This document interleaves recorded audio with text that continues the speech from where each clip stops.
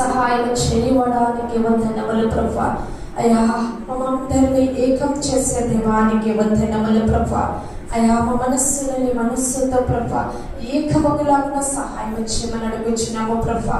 ఆత్మదేవుడాను చేయగలిగిన దేవుడవు కదా ప్రభువా. అయ్యా మా కన్నీటిని తుడిచే దేవుడవు కదా ప్రభువా. అయ్యా మాకున్న నిందలను అవమానములను తొలగించగలిగిన దేవుడవు కదా ప్రభువా. ఆత్మదేవుడా మాకున్న లేమిటి నుంచి తొలగించగలిగిన దేవుడవు కదా. నీకే స్తోత్రములు స్తోత్రములు స్తోత్రములు ప్రభువా. నీకే స్తోత్రములైనా మీకు వందనములు ప్రభువా. ఒక పాట పాడి ఆత్మ దేవుని మహిమపరుచుకుందాం. ఈ రెండు చేతులతో బలముగా విడిచిపెట్టుకోండి. ఆ దేవాది దేవుని మన మధ్యలోనికి ఆహ్వానించుకుందాం. చిమ్మగిల్లు కన్నెలు నా కన్నీటి కథ, కష్టాల పాటలు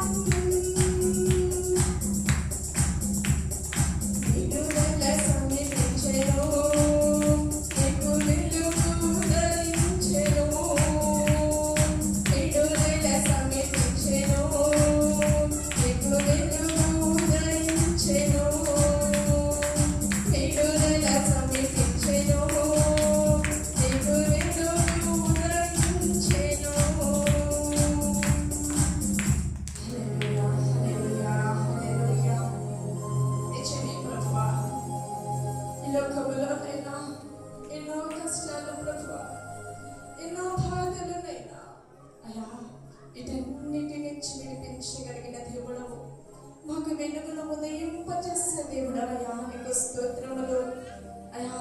అనుదినము అనుక్షణము కూడా ప్రభా ఎన్నో బాధలు పడినప్పటికీ కూడా ప్రభా, ప్రతి బాధ నుంచి ప్రభా, ప్రతి రోగము నుంచి నైనా, ప్రతి సమస్య నుంచి కూడా ప్రభా అయ్యా లేపి నిలిపిన దేవుడవయ్యా, నీకు వందనములు అయ్యా. ఇంకనూ ఉన్న బాధలన్నిటినీ ప్రభా, ఇంకనూ ఉన్న రోగములన్నిటినీ కూడా ప్రభా విడిపించినైనా భూదండలు వాగించి దేవానికి స్తోత్రములు చెల్లిస్తూ ప్రభా అయ్యా. ఇక ముందున్న టైం అంతా కూడా ప్రభా, ఇక ముందున్న కాలం అంతా కూడా ప్రభా నీవే మాకు తోడుండి నడిపించమని అయ్యా, నీ యొక్క దివ్యమైన మాటలు ప్రభా మేము వినబోతుండగానైనా అయ్యా మాకు ధైర్యమును, విశ్వాసమును, నమ్మకమును ప్రభా అయ్యా వీటన్నిటినీ కూడా పెంచినైనా మాలో జీవమును రగిలించిన అడుగుచున్నాము తండ్రి అయ్యా. నీవే మాకు సహాయం చేసి నీవే మమ్మల్ని ముందుకు నడిపించమని, నీ కృపాక్షేమములో మమ్మల్ని దాచమని ప్రభా అయ్యా. నీ చేతిలో మమ్మల్ని చెప్పుకున్న దేవుడవ కదా ప్రభా అయ్యా, కన్న బిడ్డవలే మమ్మల్ని దాచిన దేవుడవ కదయ్యా అయ్యా. ఆ రీతికి మమ్మల్ని ఇంకనూ మమ్మల్ని ప్రేమించి ముందుకు నడిపించమని అయ్యా. నీ మాటలు వినబోతుండగా మమ్మల్ని మేము సరిచేసుకునే కృపను మాకు సహాయం చేయమని అయ్యా, ఒక తండ్రిగా మా చేపట్టి నడిపించమని నీవే మాకు ఆధారమని నమ్ముతున్నాయినా నజరేయుడైన యేసుక్రీస్తు నామములో అడిగి వేడుకొనుచున్నాను ప్రభా, ఆమేన్.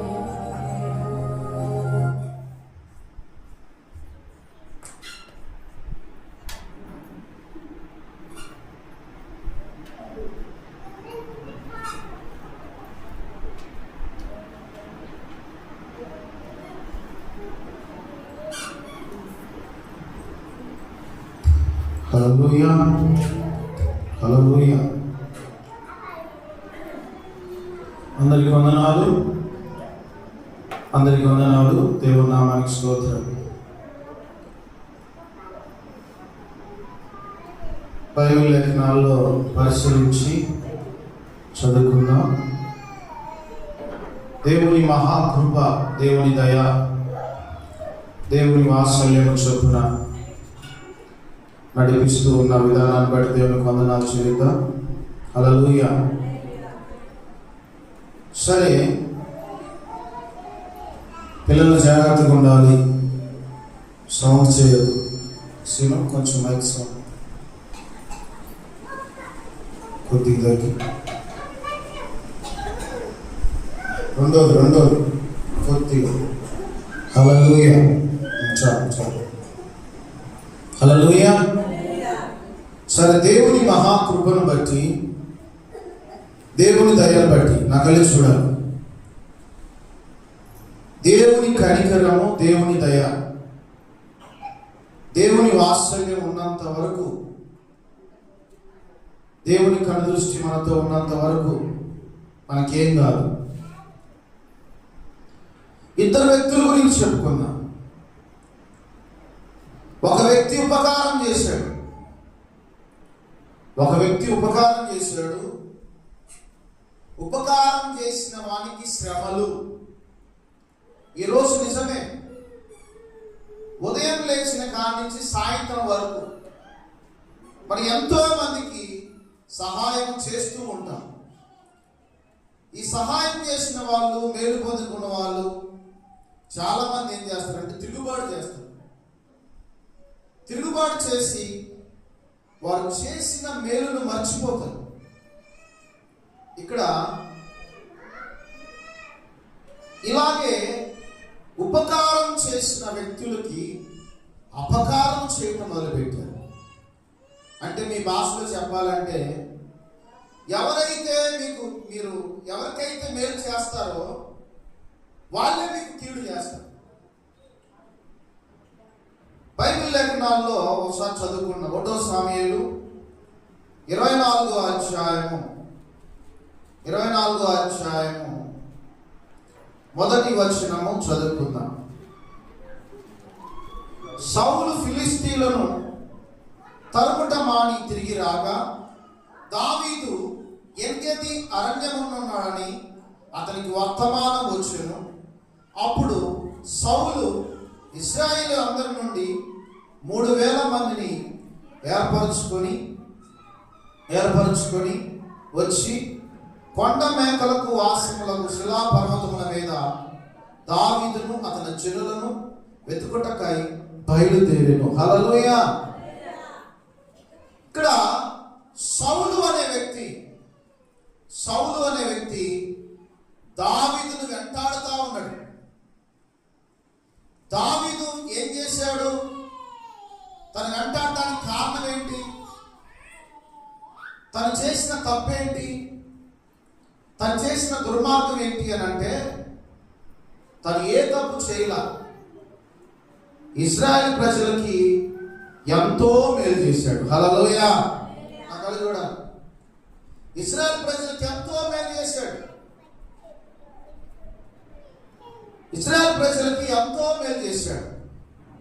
గొలియాతు ఇశ్రాయేల్ ప్రజల్ని దూషించి మాట్లాడుతూ ఉన్నప్పుడు, ఇశ్రాయేల్ ప్రజలను దూషించి మాట్లాడటమే కాదు, ఇశ్రాయేల్ సేవించే దేవుని కూడా దూషించి మాట్లాడుతూ ఉన్నప్పుడు ఒక్క దావీదే రోషం కలిగి లేచాడు.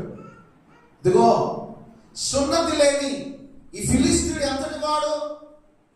ఈ రోజు వీడిని చంపి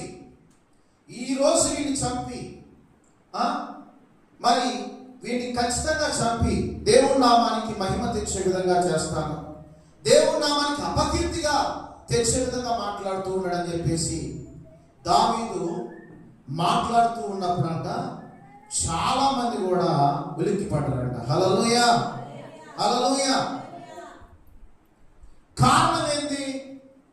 కారణం ఏంటంటే దావీదు దేవునితో ఉన్నాడు. దావీదు దేవుని కలిగి ఉన్నాడు. మొత్తానికి గొలియాతును చంపుతాడు. గొలియాతును చంపగానే ఏం చేస్తాడంటే, గొలియాతును చంపి గొలియాతును తలను తీసుకొచ్చి అక్కడికి అప్పచెప్పినప్పుడు, ఎరుషలేములకు అప్పచెప్పినప్పుడు అక్కడ ఉన్న స్త్రీలు ఏం చేశారంటే ఒక పాట పాడారంట. ఏం పాట పాడారంటే, సౌలు 1000 కొలది, దావీదు 10,000 కొలది అని పాట పాడారు. అంటే దావీదేమో సౌలు 1000 యుద్ధాలు గెలిస్తే దావీదు 10,000 యుద్ధాలు గెలిచాడని పాట పాడినప్పుడు అంట ఆ మాట వినసొంపుగా అనిపించలేదంట. ఆ మాట వినసొంపుగా అనిపించకపోవడం వల్ల అక్కడ సౌలు ఏం చేశాడు అంటే పగ పెట్టుకున్నాడంట. హల్లెలూయా. ఒకసారి చదువుకుందాం. 1వ సమూయేలు 18వ అధ్యాయము 8వ వచనంలో ఈ మాట రాయబడి ఉంది. సౌలు 1000 కొలదియు దావీదు 10,000 కొలదియు శత్రువులను హతము చేసిరని ఆ మాటలు సౌలునకు ఇంపుగా నున్నందున అతడు బహుకోపము తెచ్చుకొని, వారు దావీదునకు 10,000 కొలది అనియు నాకు 1000 కొలది అనియు స్తుతులు పాడిరే, రాజ్యము తప్ప మరి ఏమి అతడు తీసుకొనగలడు అనుకునేను. కాబట్టి నాట నుండి సౌలు దావీదు మీద విషపు చూపు నిలిపాను. హల్లెలూయా. కేవలం దీన్ని బట్టే స్త్రీలు ఒక పాట పాడారు. సౌలు 1000 కొలది యుద్ధాలు గెలిస్తే దావీదు 10,000 కొలది యుద్ధాలు గెలిచాడన్న మాట తను ఓర్చుకోలేక దావీదు మీద విషపు చూపు చూపాడంట. అంటే ఏంది? తన మనసులో చెప్పాలి అని అంటే దావీదును చంపాలని ప్రయత్నం కలిగి ఉన్నాడు. హల్లెలూయా. అక్కడ నుంచి దావీదును ఎన్నో చంపాలని ప్రయత్నం చేసిన, ఈట ఈసిన ప్రతిసారి కూడా దేవుని హస్తం తన మీద ఉంది కాబట్టే దేవుడు తప్పించాడు. ఇక లాభం లేదని ఆ ప్రాంతం నుంచి దావీదు అరణ్యానికి పారిపోయాడు. ఏ అరణ్యం అని అంటే అది ఎన్గేది అనేటువంటి అరణ్యంలో దాక్కున్నాడు. అరణ్యంలో సౌలు బాధ పడలేక, సౌలు ఎప్పుడు చంపుతాడో అనేది తెలియక ఆ రాజ్యం నుంచి పారిపోయి దావీదు ఏన్గెది అనేటువంటి అరణ్యంలో దాక్కున్నాడు. అయితే ఈ విషయము ఎప్పుడైతే సౌలుకు తెలిసిందో, దావీదు పలానా చోట పలానా అడవిలో దాక్కున్నాడు అనే సంగతి తెలియగానే ఏం చేశాడంటే సౌలు వెంటనే తన దగ్గర ఉన్నటువంటి సైనికులు, తనతో పాటు యుద్ధం చేసే సైనికులు 3,000 మందిని ఏర్పరుచుకొని ఏం చేశాడంటే దావీదు ఉన్న స్థలానికి వచ్చాడు. హల్లెలూయా, హల్లెలూయా. దావీదు ఉన్న స్థలానికి వచ్చాడు. ఎందుకు వచ్చాడో తెలుసా? దావీదుని సంపాలనేటువంటి ఉద్దేశాన్ని కలిగి ఉన్నాడు. దావీదు వల్ల నా నష్టం ఏంటి? ప్రజలందరి చూపు ఎవరి మీద ఉంది అని అంటే దావీదు మీద ఉంది. ప్రజలందరి చూపు కానీ గెలుపు కానీ ఎవరి మీద ఉందంటే దావీదు మీద ఉంది. సౌలు చేయలేని పని దావీదు చేశాడు కాబట్టి దావీదుకి 10,000 కొలది అని పలికారు. అంటే సౌలు గొలియాతును జయించలేదు, కానీ దావీదు గొలియాతును జయించాడు. ఆ ఒక్క భావంతో సౌలు దావీదు మీద పగబట్టి తను వెంటాడుతూ ఏన్గెది అనేటువంటి అరణ్యంలోకి తను దాక్కుని ఉన్నప్పుడు ఆ అరణ్యంలోకి సౌలుతో పాటు 3,000 మంది దావీదుని వెతకడం ప్రారంభించారంట. హల్లెలూయా, నగలు చూడాలి. హల్లెలూయా. అయితే అక్కడ ఎప్పుడైతే సౌలు వచ్చాడో, ఎప్పుడైతే సౌలుతో పాటు 3,000 మంది వచ్చారో, అక్కడ ఆ అరణ్యంలో ఒక గుహ ఉంది. చదువుకుందాం.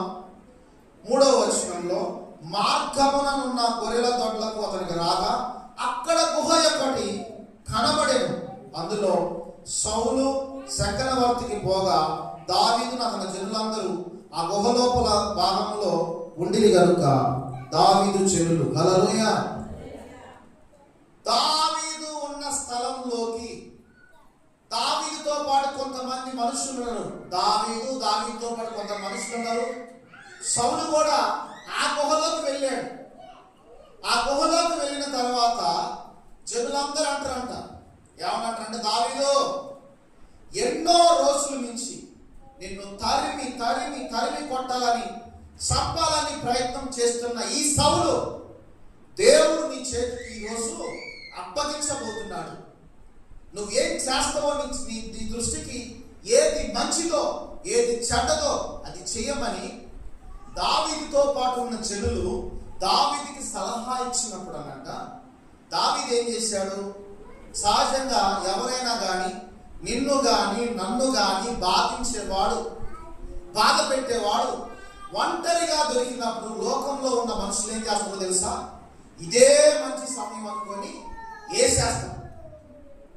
కానీ దావీదు ఏమన్నాడంటే, ఆ జనులు మాట్లాడుతూ ఉన్నప్పుడు దావీదు పలికినటువంటి మాట, సౌలు గురించి దావీదు పలికినటువంటి మాట ఏమని మాట్లాడిందో తెలుసా? సౌలు సమూయేలు ప్రవక్త చేత అభిషేకించబడిన వ్యక్తి, నేను కూడా సమూయేలు ప్రవక్త చేత అభిషేకించబడిన వ్యక్తి, నా దేవుని చేత అభిషేకించబడిన వ్యక్తి. కాబట్టి అభిషేకించబడిన వాణిని ముట్టకూడదు, తిట్టకూడదు, కొట్టకూడదు అనేటువంటి భావన కలిగి ఉండి ఏమంటాడో తెలుసా? నేను అభిషేకించబడిన వానికి ఏ కీడు కానీ, ఏ హాని కానీ, ఏ ఇబ్బంది కానీ నేను చేయను అని దావీదుతో పాటు ఉన్న జనులకి దావీదు చెప్పడం జరుగుతుంది. హల్లెలూయా, హల్లెలూయా. అభిషేకించబడిన వ్యక్తి విలువ దావీదుకి అర్థమైంది, సౌలుకు అర్థం కాల. దావీదు కూడా అభిషేకించబడిన వ్యక్తి అని గ్రహింపు కలిగి ఉంటే సౌలు కూడా గౌరవం పెరిగేది. ఆ గ్రహింపు లేదు. ఏమొచ్చిందో తెలుసా? మనిషికి అసూయ వచ్చేసింది. ఎప్పుడైతే గుర్తుపెట్టుకోండి, అసూయ, ద్వేషము, క్రోధము ఇవన్నీ ఉన్న వారిలో ప్రేమించడం చేతగా, వారి కల్లా ఉన్న లక్షణం ఏంటంటే వారిని పాడు చేయాలి, వారిని ఎదగనీయకూడదు, వారిని పాడు చేయాలి, వాడు ఎదగకూడదు అనేటువంటి ఆలోచన. ఇప్పుడు సౌలు కూడా అలాగే ఉన్నాడు. దావీదుని పైకి రానియకూడదు, నేనే రాజుగా ఉండాలి, నా తర్వాత నా పిల్లలు రాజుగా ఉండాలి, ఈ ఇజ్రాయెల్ని పరిపాలించాలి అనేటువంటి ఉద్దేశాన్ని కలిగి ఉన్నాడు. కాబట్టి సౌలు దావీదును తరుముతూ ఉండి అరణ్యంలోకి వచ్చి గుహలోకి వచ్చిన తర్వాత జనులందరూ దావీదుకు సలహా ఇచ్చినప్పుడు దావీదు పలికినటువంటి మాట ఓసారి చదువుకుందామా? 1 సమూయేలు 24వ అధ్యాయము 5వ వచనంలో, సౌలు పై వస్త్రము తాను కోసినని దావీదు మనసు నుంచి, ఇతడు యెహోవా చేత అభిషేకము నొందినవాడు కనుక యెహోవా చేత అభిషక్తుడైన నా ప్రభునికి నేను ఈ కార్యము చేయను, యెహోవాను బట్టి అతనిని నేను చంపను అని తన జనులతో చెప్పాను. హల్లెలూయా. అభిషేకించబడిన వ్యక్తిని ఒక్క మాట కూడా అనకూడదంట. హల్లెలూయా. దేవుని చేత పిలువబడిన వాడు, దేవుని చేత ఏర్పరచబడినటువంటి వాడు, దేవుని చేత అభిషేకించబడిన వ్యక్తిని ఏమి ముట్టకూడదు, ఏమి చేయకూడదు, ఏ హాని కూడా చేయకూడదని దావీదు గ్రహించి జనులతో మాట్లాడాడు. ఈరోజు గుర్తుపెట్టుకోవాలి, మనం కూడా అనాలోచనంగా ఏ సేవకుని గురించి అయినా కానీ, ఏ దైవజనుడి గురించి అయినా కానీ నోరు పారేసుకోకూడదు, అనాలోచనంగా మాట్లాడకూడదు. ఎందుకో తెలుసా? దేవుని చేత ఏర్పరచబడినటువంటి వారు, దేవుని చేత పిలువబడినటువంటి వారు, దేవుని చేత అభిషేకించబడినటువంటి వారు నువ్వు తిట్టడానికి అర్హుడు కాదు. ఇంకొక మాట, నువ్వు ఏ ఒక్క మాట మాట్లాడినా దైవజనుల గురించి, అభిషేకించబడిన వారి గురించి ఏ ఒక్క మాట మాట్లాడినా ఆ మాట నీకు శాపంగా మారింది. హల్లెలూయా, హల్లెలూయా. ఎన్నో రోజుల నుంచి వెంటాడుతున్నాడు, చంపాలి అని వెంటాడుతూ ఉన్నప్పుడు గుహలోకి సౌలు దొరికాడు. దొరికిన దావీదు ఏం చేశాడు? ఆ అంగిని కోసాడు. ఏమి చేయకుండా అంగిని కోసినందుకు కూడా మనసు నొచ్చుకున్నాడు. అబ్బా, ఎంత పని చేశాను, అనవసరంగా కోసానే అని మనసు నొచ్చుకున్నాడు. చూడండి, తనకి ఏ మాత్రం హాని చేయలేదు. తన వస్త్రపు అంగిని మాత్రమే కోసాడు కానీ ఏ మాత్రం హాని చేయలేదు. హల్లెలూయా. అయితే ఇంకొక విషయం తెలుసా? ఆ గుహలో ఉన్నప్పుడు సౌలు అంగి కోసిన సంగతి సౌలుకు తెలియకుండా చూడండి, ఎప్పుడు వచ్చాడో తెలియదు కనుక, దావీదు ఎప్పుడు వచ్చాడో తెలియదు అంటే ఎన్నుపోటు పడవచ్చుగా, తెలియకుండా ఒక్క దెబ్బకు ఒక పోటు పడితే చస్తాడు. కానీ దావీదు ఒకటి అన్నాడు, ఇతను దేవుని చేత అభిషేకించబడిన వ్యక్తి కాబట్టి నేను ఏ కీడు చేయను, నేను ఏ హాని చేయనని తను పలికాడు. అయితే అలాగే ఏం చేశాడో తెలుసా? సౌలు గుహలో నుంచి దావీదు కనబడినప్పుడు, దావీదు కనబడలేదు గుహలో, ఏం చేశాడు? సౌలు గుహ బయటికి వచ్చినప్పుడు, అలా మార్గం మధ్యలో వెళ్తా ఉన్నప్పుడు ఏం చేశాడు? దావీదు కూడా తన వెంట బయలుదేరి సౌలు ముందు వెళ్తా ఉన్నాడు, దావీదు వెనక వస్తా ఉన్నాడు. సౌలు ముందు కొనసాగుతా ఉన్నాడు, దావీదు వెనక వస్తా ఉన్నాడు. దావీదు కేకేస్తా ఉన్నాడు, నా ఏలినవాడా రాజా, నా ఏలినవాడా రాజా. ఇక్కడ చదవండి ఒకసారి, నా ఏలినవాడా రాజా అని సౌలు వెనక నుండి కేక వేయగా సౌలు వెనక చూచెను. హల్లెలూయా. దావీదు కేకేస్తున్నాడు, నా ఏలినవాడా రాజా అంటే గౌరవించే తీరు చూడండి, ఎంత గౌరవిస్తున్నాడు. దావీదు తన్ను తాను తగ్గించుకొని ఇతను కీడు చేసేవాడైనప్పటికీ, ఇతను హానికరుడైనప్పటికీ కూడా దావీదు నేల మీద పడి సాష్టాంగ నమస్కారం చేసి సౌలుతో ఇలా మాట్లాడాడు. చూడండి, శత్రువు అయినప్పటికీ కూడా శత్రువుకి హాని చేయకుండా రాజుకి ఇచ్చే గౌరవాన్ని, రాజుకి ఇచ్చే విలువని తను పోగొట్టుకోలేదు. దావీదు ఏం చేశాడు? నా ఏలినవాడ రాజా అని నేల మీద సాష్టాంగ నమస్కారం చేసి ఇలా మాట్లాడుతూ ఉన్నాడు. తను గుర్తు చేస్తా ఉన్నాడు. రాజా రాజా అని ఎవరు మాట్లాడుతున్నాడంటే, ఆలోచించు, ఒకసారి ఆలోచించు రాజా. ఈరోజు నువ్వు నేను ఈ గుహలో ఉన్నాం, కానీ ఈరోజు నిన్ను దేవుడు నా చేతికి అప్పగించాడు. గుహలో నిన్ను నా దేవుడు నా చేతికి అప్పగించాడు. కానీ నేనేం చేశాను? నా చేతికి అప్పగించి నువ్వు కళ్ళారా చూశావు, కానీ నేనేమీ చేయలేదు. కానీ నేను చేసిందల్లా ఏంది? నీ వస్త్రపు చెంగును మాత్రమే కోశాను అని చూపించిన. నిన్ను నేను చంపలేదు, నిన్ను ఏ హాని కూడా చేయలేదు. కానీ నన్ను ఎందుకు తరుముతున్నావు? నన్ను ఎందుకు బాధపడుతున్నావు? నేనేం తప్పు చేశాను? నేను నీకు ఏ అపకారం చేశాను? ఇశ్రాయేలు ప్రజలకు మేలే చేశాను కదా, నీకు రావాల్సిన ఘనత నీకు వచ్చింది కదా అని దావీదు పలుకుతూ ఉన్నప్పుడు ఏమైందో తెలుసా? ఇక్కడ హల్లెలూయా, దావీదు పలుకుతా ఉన్నాడు. నీకు నేను ఏ అపకారము చేయలేదు రాజా, నీకు నేను మేలే చేశాను. ఇశ్రాయేలు ప్రజల తరపున గొలియాతును ఓడించాను. ఇశ్రాయేలు ప్రజల తరపున ఎన్నో యుద్ధాలు గెలిచి నీకు పేరు తెచ్చాను. మరి నువ్వు నన్ను ఎందుకు వెంటాడుతున్నావు? నన్ను ఎందుకు చంపాలని చూస్తున్నావు? దేవుడే న్యాయం తీర్చాలి. దేవుడే, నేను ఉపకారం చేశాను, నువ్వు నాకు అపకారం చేస్తున్నావు. దీని విషయంలో దేవుడే మన ఇద్దరి మధ్యలో న్యాయము ఆయనే తీర్చాలని దావీదు సౌలుతో మాట్లాడుతూ ఉన్నప్పుడు ఇక్కడ ఏం జరిగిందో చదువుకుందామా? హల్లెలూయా, హల్లెలూయా. 14వ వచనం చదవండి. ఇశ్రాయేలు రాజు ఎవరిని పట్టుకొని బయలుదేరి వచ్చుచున్నాడు, ఏ పాటి వాడిని తరుముచున్నాడు? చచ్చిన కుక్కను కదా, మిన్నెల్లిని కదా. యెహోవా నీకును నాకును మధ్య న్యాయాధిపతి అయి తీర్పు తీర్చును గాక. ఆయనే సంగతి విచారించి నా పక్షమున వేచమాడి నీ వశము కాకుండా నన్ను నిర్దోషంగా తీర్చును గాక. హల్లెలూయా. ఏం రాజా, ఎవరిని నీవు తరమాలి?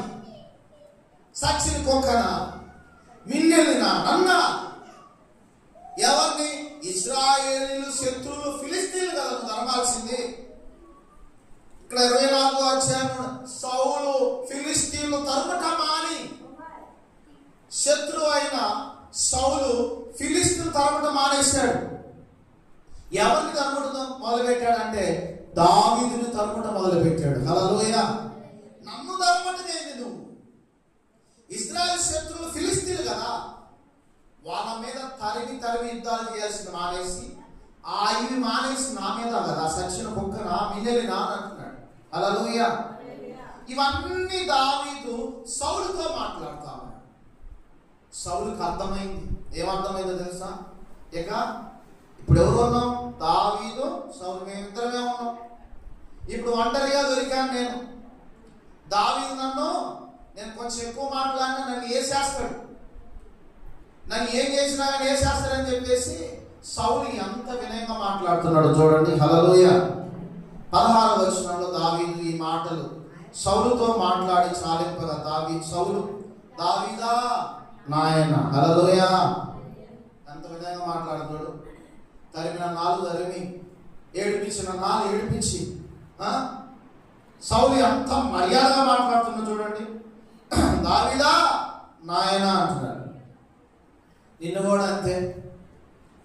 ఫస్ట్ నువ్వు బాగానే అందరికి ఉపకారం చేస్తావు, నువ్వు బాగానే అందరికి మేలు చేస్తావు. మేలు చేసినంతసేపు బాగానే ఉంటుంది, మేలే మేకైపోద్ది అనమాట. హల్లెలూయా. మేలు చేసిన వాడికి ఖచ్చితంగా కీడు చేసేవాళ్ళు ఉన్నారు. ఇవి దావీదు జీవితంలో ఒక అనుభవం. మన జీవితాల్లో కూడా మనం కూడా ఉపకారం చేసిన వాళ్ళు ఏం చేస్తారు తెలుసా? ఖచ్చితంగా అపకారం చేస్తారు. అన్న ఆ నోరే ఏం చేస్తారు తెలుసా? 100 అబద్ధాలు చెప్తారు మన మీద. అక్క అన్న నోరే మన మీద 100 సాడీలు చెప్తారు. ఎందుకనంటే నీ పేరుని చెడగొట్టడం కోసం, నీ ఘనతను చెడగొట్టడం కోసం, నీ ఆత్మీయ జీవితాన్ని పాడు చేయడం కోసం. సౌలు ఏమంటున్నాడు? ఇక దావీదు ఎదురుపడినప్పుడు లోబడి తగ్గించుకుంటున్నాడు. ఎందుకో తెలుసా? తగ్గించుకోకపోతే దావీదు నన్ను చంపుతాడేమో. చావు భయం వల్ల సౌలు ఏమన్నాడు? దావీదా నాయనా అంటున్నాడు. హల్లెలూయా. ఈ పలుకు నీదేనా అని బిగ్గరగా ఏడ్చాడంట. హల్లెలూయా. చూడండి, తరిమి ఏడిపించి దావీదు పలకగానే, దావీదు ఎదురుపడగానే ఏమంటాడు? దావీదా నాయనా నీదేనా, నీ స్వరమేనా, నువ్వేనా అని బిగ్గరగా ఏడ్చాడంట. ఈ ఏడుకు అర్థమేందో అర్థం కావట్లేదు. చావు భయమా, లేకపోతే నిజంగా దావీదు మీద ప్రేమ పుట్టుకొచ్చి ఏడ్చాడా అని అంటే అది మనం ఒక సందర్భంలో గమనించవచ్చు. హల్లెలూయా, హల్లెలూయా.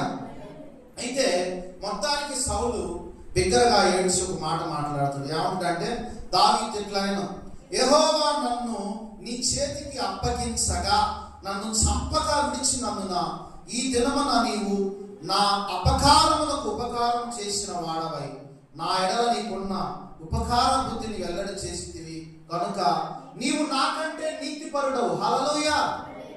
నేను నిన్నెన్నో రోజులు వెంటాడాను, నిన్ను చంపాలని వెంటాడాను.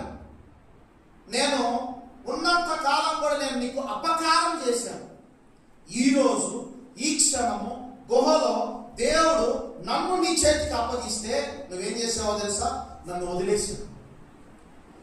అపకారం చేసిన వాడికి నువ్వేం చేసావో తెలుసా?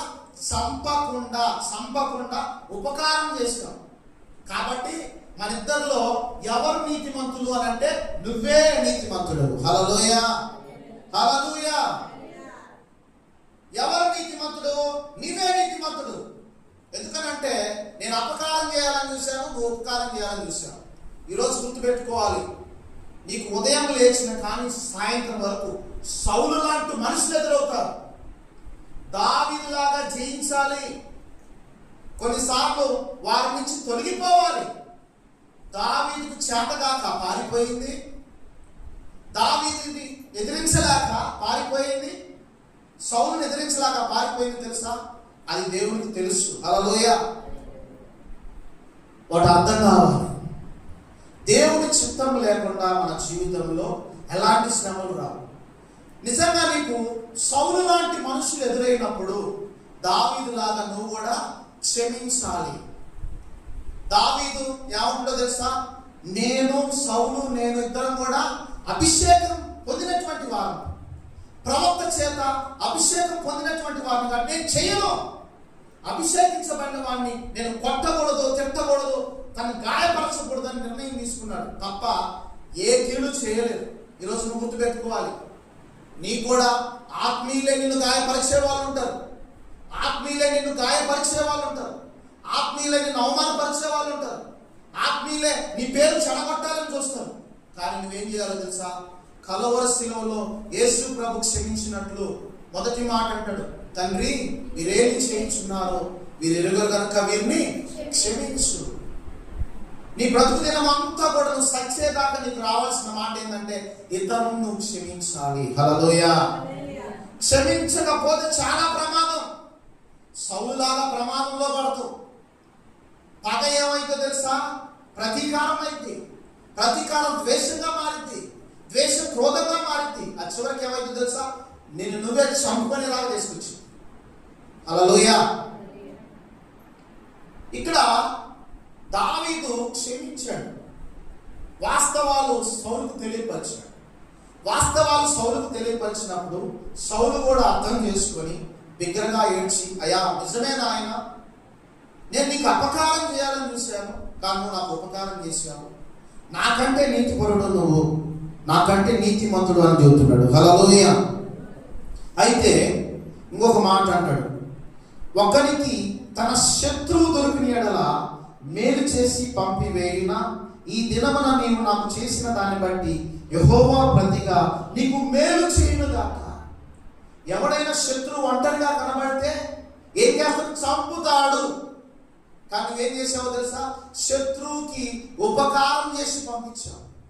శత్రు ప్రాణాన్ని నువ్వు ఏమి చేయకుండా పంపించావు కాబట్టి దేవుడే నీకు మేలు చేయును గాక. హల్లెలూయా, హల్లెలూయా. చాలా మంది ఏమంటారు తెలుసా, నిన్ను బాధ కలిగించిన వాడు, నీకు నొప్పి కలిగించినటువంటి వాడు, ఒకవేళ దేవుడే నీకు అవకాశం ఇచ్చాడు దావీదులాగా,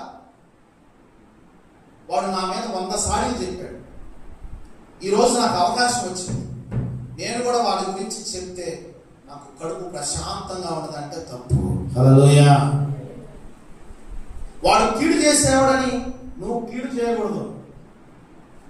బైబిల్లో ఒక మాట ఉంది, మేలు చేసి కీడును అనుభవించాలి. హల్లెలూయా. మేలు కీడు చేసిన వాడికి ఏం చేయాలి? మేలు చేయాలి.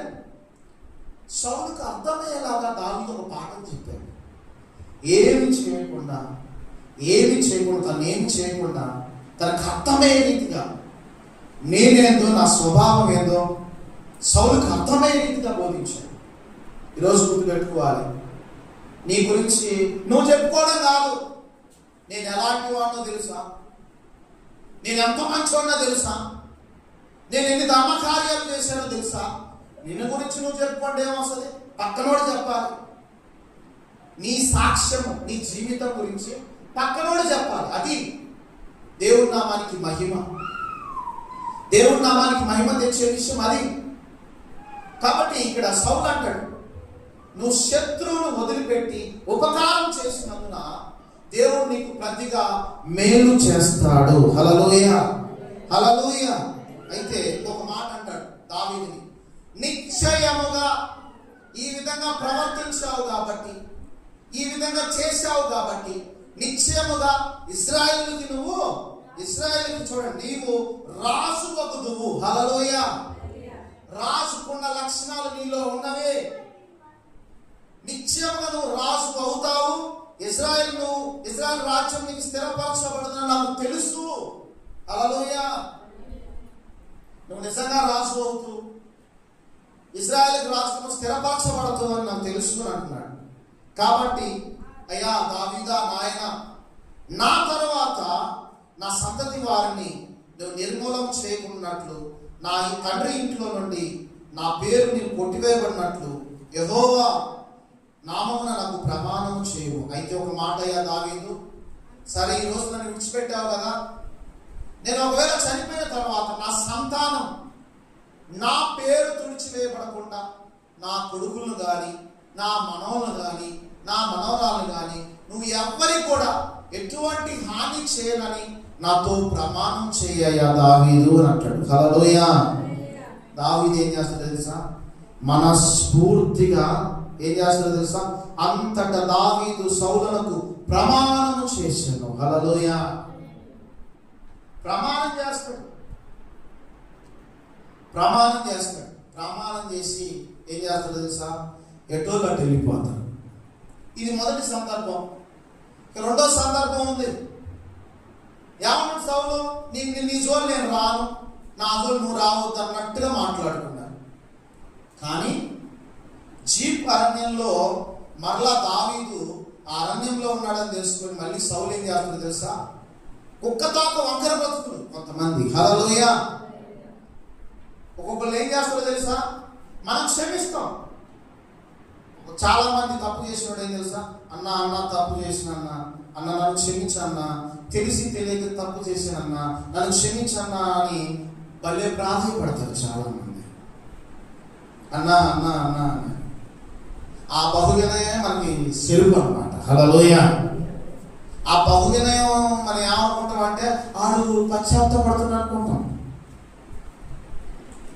ఏమైపోయిందో తెలుసా? సౌలు కూడా ఏమన్నాడు? అయ్యా, నా తర్వాత నా సంతానపు వారిని ఎవరిని ఏమి చేయనని నాకు మాట ఇవ్వమంటే దావీదు ఎనుకు ముందు ఆలోచించకుండా ప్రమాణం చేశాడంట.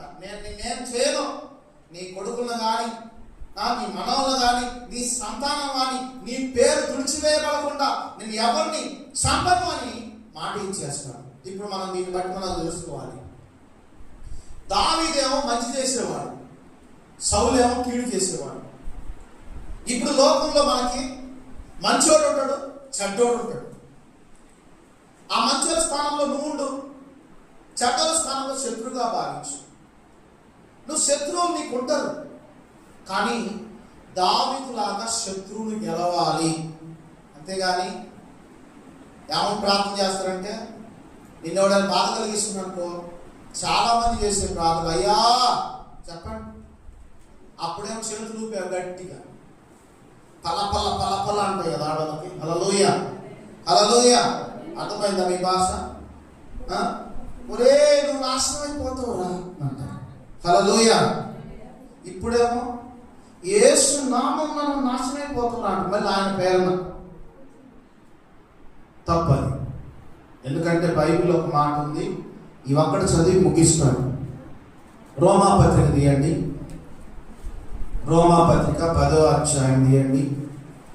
రోమాపత్రిక 11వ అధ్యాయము 14వ వచనం చదవండి. 14వ వచనం. రోమాపత్రిక 12:14. 12వ అధ్యాయము 14వ వచనం. మిమ్మును హింసించు వారిని దీవించుడి కానీ శపించవద్దు. హల్లెలూయా. జాగ్రత్తగా అయిపోయింది వాక్యం. మిమ్మల్ని ఎవరైతే బాధ కలిగిస్తున్నారో, ఎవరైతే మిమ్మల్ని హింసిస్తున్నారో, మీరు చేయాల్సింది ఏంటంటే, మీ కడుపు మంట, గుండె పిండేసినంత బాధ కలిగించినప్పుడు చాలా మందికి ఏముంటుంది, అసలు వీడు నా నుంచి ఎప్పుడు చేస్తాడా అన్నట్టుగా ఉంటారు చాలా మంది. వాడిని చావును కోరుతారు చాలా మంది, వాడిని చావును కోరుతారు. మిమ్మల్ని హింసించే వారి వరకు ఏం చేయాలంట? దీవించాలంట. మనకి ఎవడైతే శత్రువు ఉంటాడో వారిని దీవించాలి, శపించకూడదు. చాలామంది మనం ఏం చేస్తామంటే శపిస్తాం. యేసు ప్రభువును నమ్ముకున్న తర్వాత కూడా పాత సిద్ధాంతాలే, పాత పద్ధతులే. వాడు నాశనం దాటలేదయ్యా, మా ఇంటి మీదే పడ్డదయ్యా, మా పిల్లల మీద పడ్డదయ్యా వాడికి చూపు, వాడు ఎప్పుడు దాస్తాడోనయ్యా అని చెప్పేసి పలుకుతాడు. కాదు, నీకు శత్రువు ఉండటం మేలు. శత్రువును జయించినప్పుడే నీకు ఆశీర్వాదాలు వస్తాయి. హల్లెలూయా. కాబట్టి నిన్నెవడైతే హింసిస్తున్నాడో వాడిని మనస్ఫూర్తిగా యేసుక్రీస్తు నామంలో తను దీవించబడును గాక, యేసుక్రీస్తు నామంలో తన కుటుంబం ఆశీర్వదించబడును గాక అని పలుకు. కానీ శపించవద్దు, శాపనార్థాలు పలకవద్దు. శాపనార్థాలు ఆయన ఇంతే మాట్లాడతాయా? నేను దీవించను, వాడు ఎందుకు దీవించాలి? వాడు నన్ను పాడు చేశాడు, నా పిల్లలను పాడు చేశాడు, నా ఇల్లుని పాడు చేశాడు, నాకు నిద్ర లేకుండా చేశాడు, నాకు మనశ్శాంతి లేకుండా చేశాడు, వాడిని ఎందుకు దీవించాలి అని నువ్వు శపిస్తే ఆ శాపము నీ వాకిట్లోనే ఉంటది. హల్లెలూయా. నువ్వు ఏ మాట అయితే పలుకుతావో అది నీ ఇంట్లోనే ఉంటుంది, నీ జీవితంలోనే జరిగింది. ఎదుటి వ్యక్తిని శపించావా, అది నీ ఇంట్లోనే జరిగింది. వాడు కాదని చేసావా, నీ కాలు ఇరిగింది. వాడు ఇల్లారిపోవాలని చేసావా, నీ ఇల్లారిపోతే. మనం ఆశీర్వాదించబడినటువంటి వారము. హల్లెలూయా. మన నోట్ల నుంచి ఆశీర్వాదమే కానీ శాపం రాకూడదు. శాపం వచ్చిందంటే రివర్స్. ఇంకొక మాట, ఎదుటి వ్యక్తి నిన్ను ఎవడైనా శపిస్తున్నానుకో, రివర్స్లో, అరే నీ ఇల్లు ఆగిపోనాను అనుకో, యేసు నామంలో నీ ఇల్లు దీవించబడును గాక అని పలుకు. హల్లెలూయా. శాపానికి విరుగుడైంది ఆశీర్వాదమే. శాపానికి విరుగుడైంది ఆశీర్వాదమే. ఎవడైనా నిన్ను శపిస్తూ ఉన్నప్పుడు నువ్వు రివర్స్ లో పలకాల్సిన మాట ఏంటంటే, యేసు క్రీస్తు నామంలో నీళ్లు దీవించబడును గాక. వాడేం చేస్తాడు? నీళ్లు పాడైపోను కాక. నువ్వేం పలకాలి? నీళ్లు దీవించబడును కాక అని పలుకు. వాడికి అర్థం కాదు. ఈడేంది నీ ఇల్లు ఆరిపోనంటే నీళ్లు దీవించబడును కాక అంటాడు. నీ పిల్లలు ఆరిపోను కాక అంటే నీ పిల్లలు దీవించబడును కాక. వాడికి అర్థం కాదు. హల్లెలూయా. కానీ మనం దేవుని నమ్ముకున్నాం. దీవించే నోరై ఉండాలి, దీవించే చేతులై ఉండాలి, మేలు చేసే చేతులై ఉండాలి, కానీ కీడు చేసే చేతులుగా ఉండకూడదు. ఇంకొక మాట 15వ వచనంలో, సంతోషించు వారితో సంతోషించుడి, ఏడ్చు వారితో ఏడువుడి, ఒకరినొకడు మనసు కలిపి ఉండుడి, హెచ్చువాటి యందు మనసు ఉంచక తక్కువాటి యందు ఆసక్తులై ఉండుడి. హల్లెలూయా.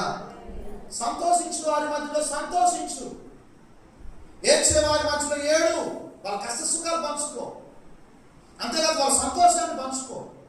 హెచ్చువాటి యందు అంటే హెచ్చువాటి యందు మనసు ఉంచక, అంటే నీకు అందనటువంటి వాటి వైపు నువ్వు మనసు ఉంచకుండా తగ్గించుకో.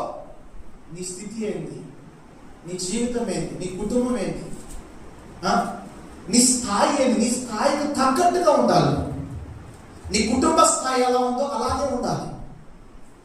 అంతేకాదు 17వ వచనంలో మీకు మీరే బుద్ధిమంతులని అనుకోవద్దు, కీడుకు ప్రతి కీడు ఎవరికి చేయొద్దు, మనుషుల దృష్టికి యోగ్యమైన వాటిని గురించి ఆలోచన కలిగి ఉండండి, శక్యమైతే మీ చేతనైన మటుకు సమస్త మనుషులతో సమాధానంగా ఉండండి. హల్లెలూయా.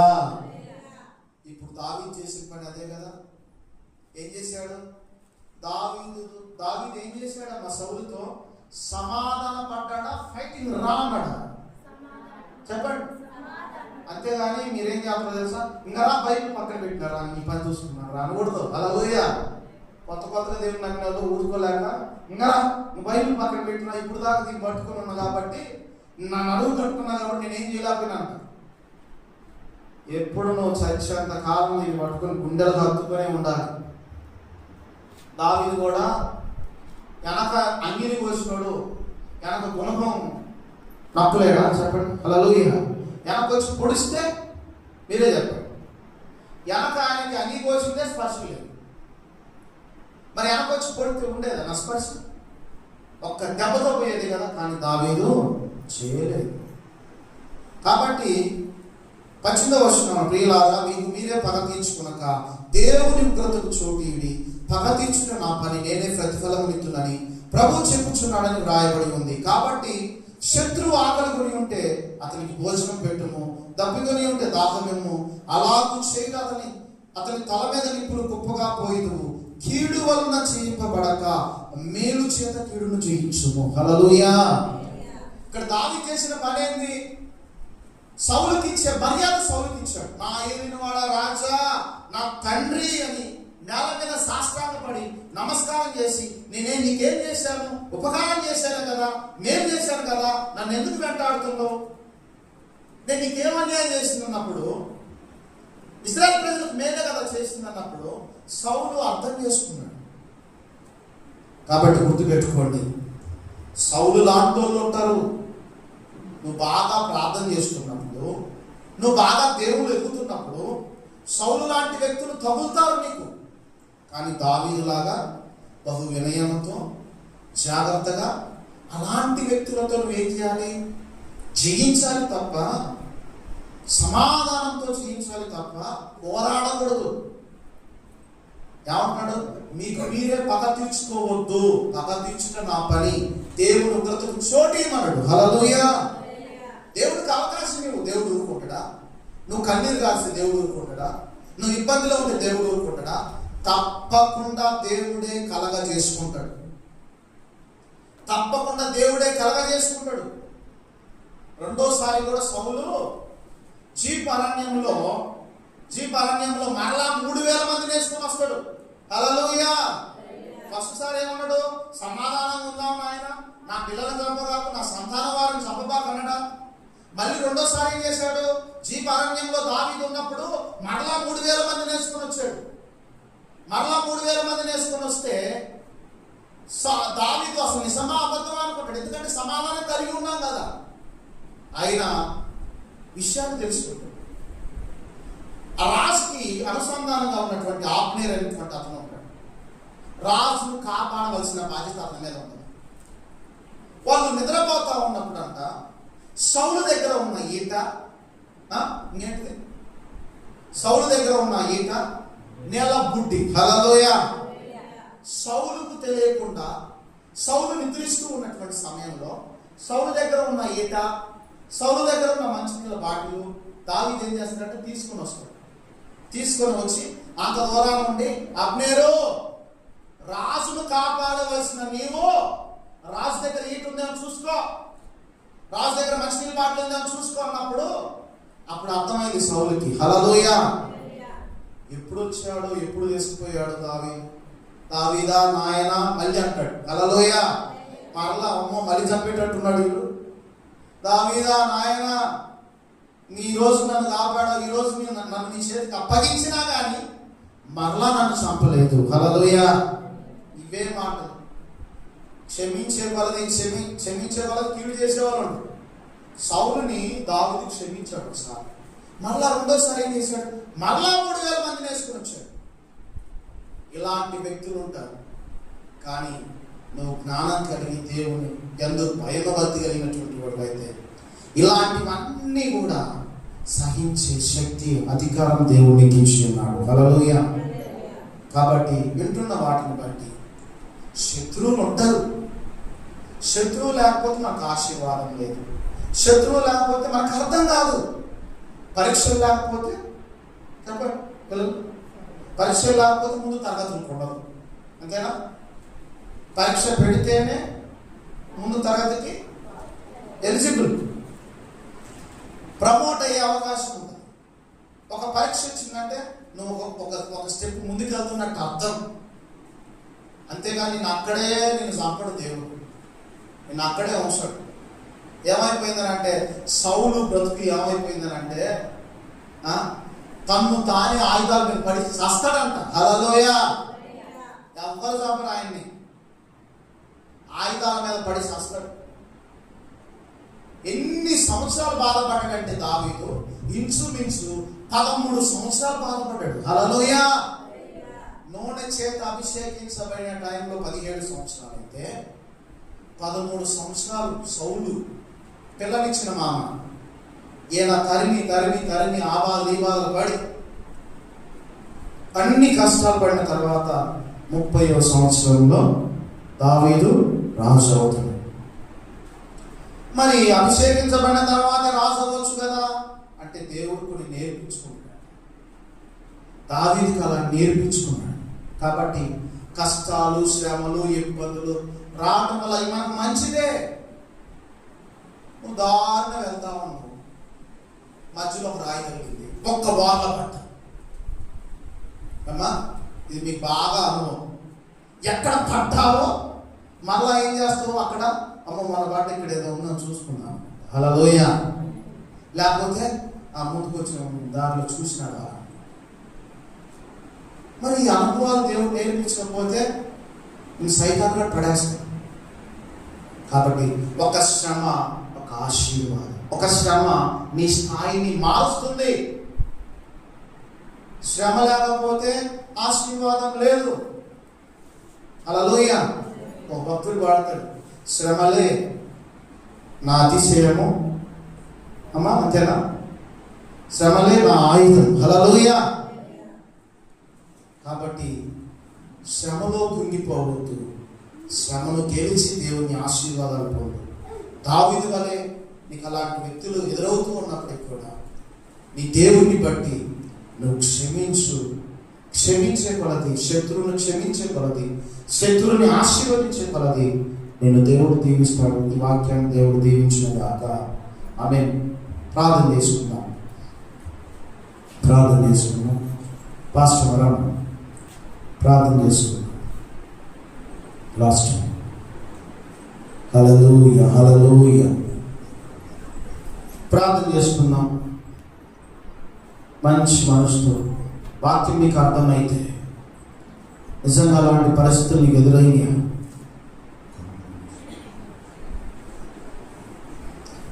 హల్లెలూయా. హల్లెలూయా. హల్లెలూయా. యేసయ్యా నీకు వందనములు ప్రభువా. దావీదు వలె ప్రభువా అయ్యా అంతే సహనము, అంతే ఓపికను ప్రభువా ఇది మనకి అడుగుచున్నాము ప్రభువా. మా శత్రువు మా ఎదుట పడినప్పుడు ప్రభువా క్షమించే మంచి గుణమును మాకు అడుగుచున్నాము తండ్రి. అయ్యా తండ్రి కీడును మేలు చేత చేయించినట్లుగా ప్రభువా ఇది మాకు నేర్పించిన విధానమును బట్టి నీకు వందనములు ప్రభువా.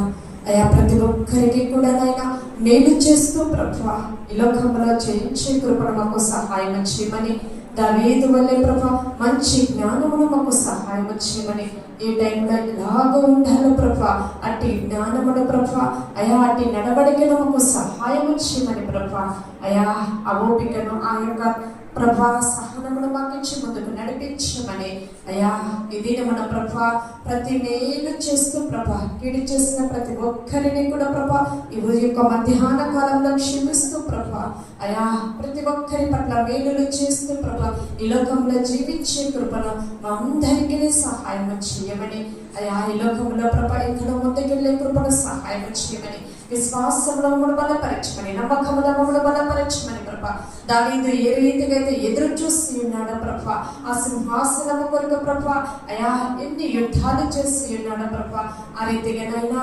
ఓపికతో ప్రభా నీతో ప్రభా అంటుకంటే ఆ యొక్క దినము కొరకు ఎదురు చూసే కృపను మాకు సహాయం చేయమని అయా దినదినము మా ఆత్మీయ జీవితాన్ని ప్రభా నీతో అంటుకట్టే కృపను ప్రభా మాకు సహాయం చేయమని అయా యేసయ్యా నీ కృపలో మమ్మల్ని నడిపించమని దయ చూపించమని అయా నీవే మమ్మల్ని ముందుకు నడిపించమని నజరేయుడైన యేసుక్రీస్తు నామములో అడిగి వేడుకొనుచున్నాను పరమ తండ్రి.